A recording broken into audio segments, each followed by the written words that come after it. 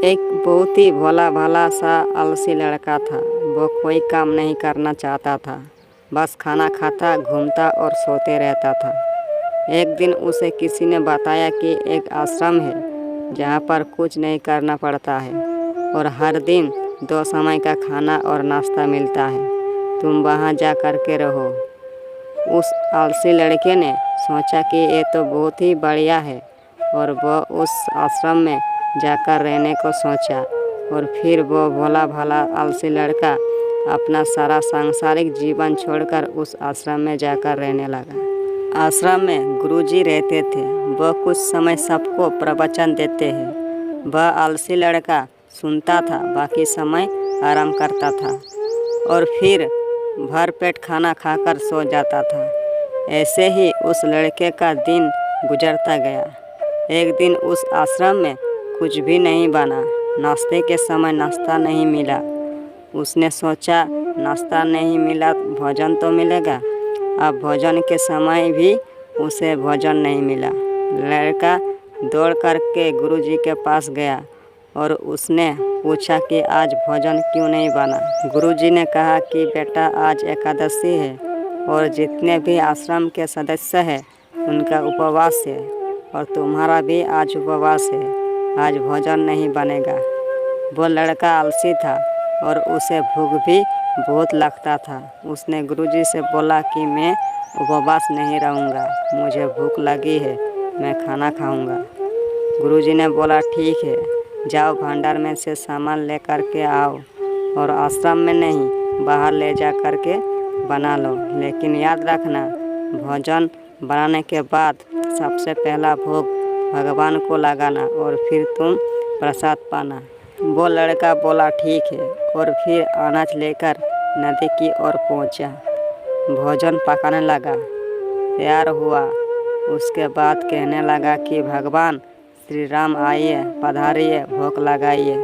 अब जब उसे लगा कि भगवान तो आ नहीं रहे हैं तो फिर कहने लगा कि मुझे मालूम है आपको तो अच्छा खाने की आदत है, मैं बना नहीं पाया और मुझे अच्छा भोजन बनाने भी नहीं आता, लेकिन जो भी रूखा सूखा बना है आकर खा लीजिए। भगवान श्री राम उनकी सरलता पर बहुत ही प्रसन्न हुए और उस लड़के को दर्शन दे दिए।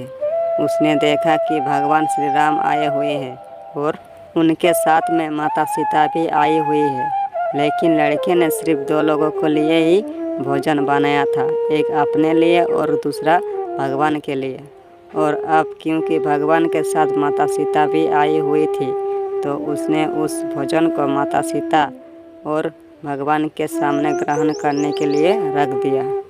भगवान श्री राम और माता सीता ने भोजन किया और उसके बाद जब वो जाने लगे तो ये भोला सा आलसी सा लड़का बोला कि प्रभु आप आए, दर्शन दिए, बहुत अच्छा लगा। मुझे खाने को कुछ नहीं मिला, लेकिन कोई बात नहीं, लेकिन आपसे एक विनती है कि अगली बार जब आप आएंगे तो कितने लोग आएंगे ये बता दीजिए, ताकि मैं उतने लोगों के लिए भोजन बनाकर रखा रहूं। भगवान श्री राम मन ही मन मुस्कुराए और फिर अंतर्ध्यान हो गया। लड़का आश्रम गया, दिन बीतता गया और फिर एकादशी का दिन आया और इस बार उसने 3-4 लोगों के लिए अनाज ले करके खाना बनाने के लिए नदी के किनारे पहुंचा और उसने बड़े प्रसन्न से भोजन बनाया और इंतज़ार करने लगा कि प्रभु आए और भोग लगाए। इस बार लड़का देखता है कि भगवान श्री राम पूरा राम दरबार ले करके आए हैं, जैसे माता सीता, लक्ष्मण, भरत, हनुमान जी और सभी लोग आए हैं। लड़के ने 3-4 लोगों का भोजन बनाया था और इस बार भी भोजन कम पड़ गया। लड़के ने निराश होकर भोजन को प्रभु के आगे रख दिया।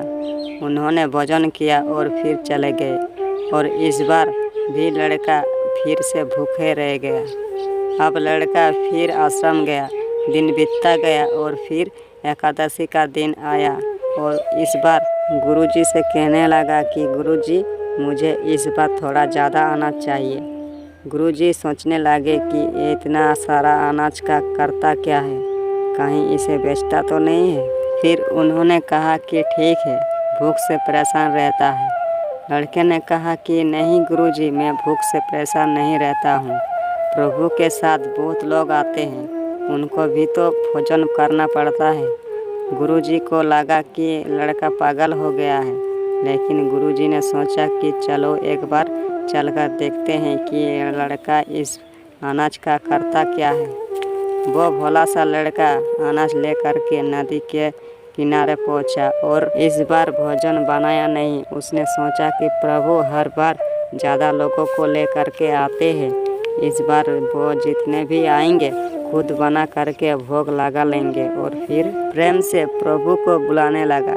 गुरुजी ये सब चुप कर देख रहे थे कि ये भोजन तो बनाया नहीं और प्रभु को बुला रहा है।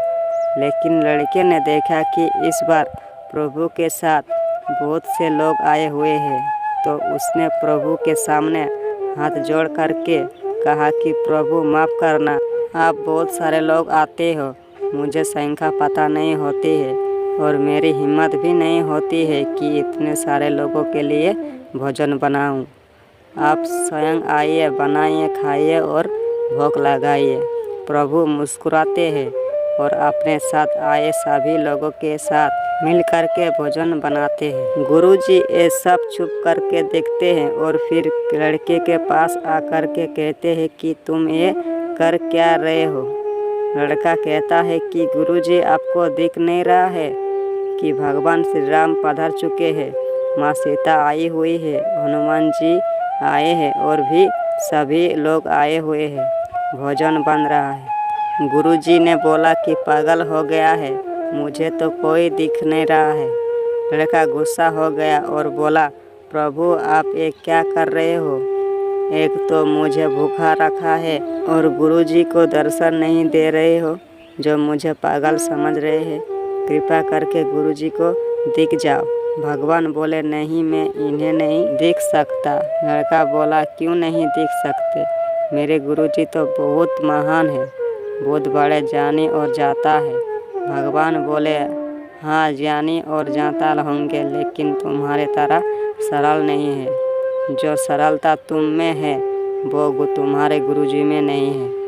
लड़के ने ये बात गुरुजी से कह दी कि भगवान श्री राम कह रहे हैं कि आप में सरलता नहीं है, आप मेरी तरह सरल नहीं हैं, इसलिए आपको नहीं दिख सकते। गुरुजी की आंखें नमे हो गई और रोने लगे कि और बोले कि बिल्कुल सही कह रहा है, मेरे अंदर तुम्हारे जितना सरलता नहीं है। और फिर माफ़ी मांगने लगे। फिर भगवान ने गुरुजी को भी दर्शन दिए। एक कहानी हमें सिखाती है कि जीवन में सरलता सबसे आवश्यक है। जितने सरल बने रहेंगे उतना जीवन में आगे बढ़ते चले जाएंगे। जब आप सरल होते हो तो आप खुद भी मुस्कुराते हैं और दूसरों को भी मुस्कुराने की वजह देते हैं।